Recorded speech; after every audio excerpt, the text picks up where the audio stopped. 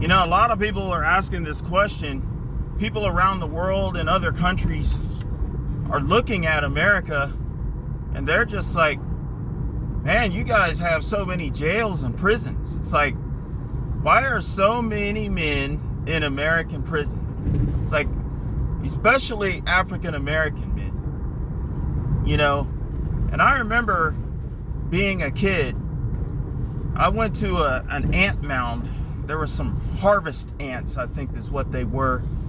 And these ants, you know, I was like, man, I like these ants are cool. So I decided I was going to take them and put them in a bucket. And I had put sand in there, and an occasion I put a little bit of food in there, you know, because as a kid, you don't really know much about nature. And I didn't know that the ants were not going to be able to survive in there. So I put them in there, and it turns out that they were all males. You know, we're not going to get the queen.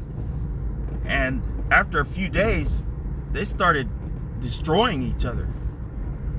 Before I knew it, they were all gone.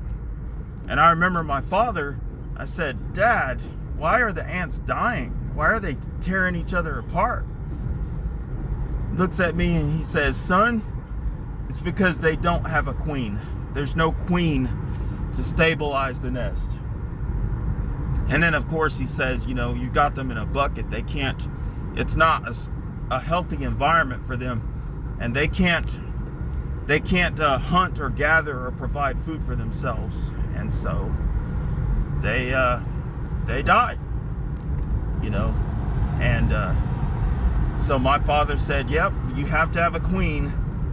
And I think that's what's going on in America. You know, it's like, look at all these men in these different cities that are just tearing each other up, you know, going to jail and prison for serious things. And it's, you know, and people just don't. What does the media say about this? What do they say? What do the feminists say about this? You know, everyone's bashing men because men are horrible creatures. And while I agree that those men that are in prison for doing the terrible things that they have done are horrible creatures, and that's where they belong. But it's disproportionate in other countries, like in, you know, you don't see this. You don't see this in Canada. You don't see this in Japan and China. You don't see this in, you know, in these other countries. It's like, you know, these gangs, these different gangs and all that. It's not like that as it is here in America. And it just seems to be a way of life, you know, for especially with African American men, are disproportionately affected by incarceration. And the reason why is because black men don't have queens. You look at other races. Look at whites, for example. Yes, there are it affects white men.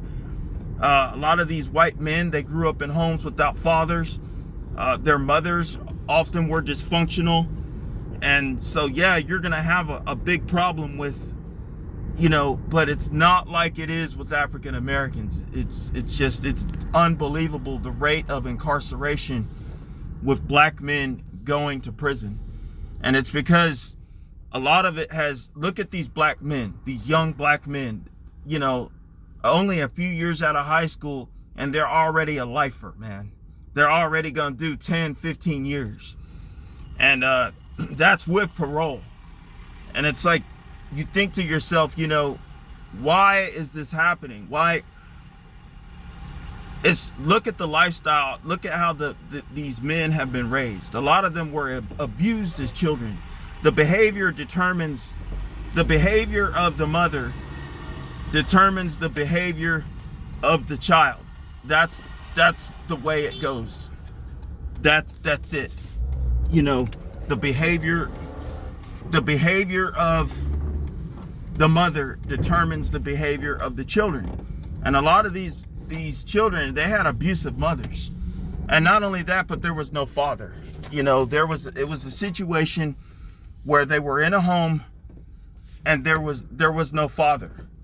A lot of these boys were raised by uncles, by older brothers, by a grandfather. The only male figure was the mother's father or the grandparents, or maybe an older man that lived around the corner, or maybe a stepfather or mom's boyfriend, live-in boyfriend. I mean, man, dude, the family structure in America is just, it's a giant, it's just unbelievable how unhealthy, how disfigured. You look how it got constructed, and it's no wonder that these children, they grow up in these environments, these boys especially. The mothers teach these boys, well, you know good, you're gonna be like your daddy, and then teach the daughters the opposite. You're a girl, you're gonna be strong, you're gonna be successful. And these mothers, they're teaching their boys, their sons, to hate themselves. These boys are full of self-hate. It's like, I hate you. I wish I never had you. I wish you were never born. You're useless. You're going to be just like your dad. And it's like the behavior of the mother, the energy that the boy gets from the mother. It's the mother that determines the behavior of the children. And when these boys hear this, I mean, they get full of hate. They self-hate. Well, if their mother hates them, if my mother hates me, then everybody must hate me. If my mother hates me, the whole world is against me then. I don't have anybody on my side. So FTW, F you, F everybody. I'm going to prison. I want to be a lifer.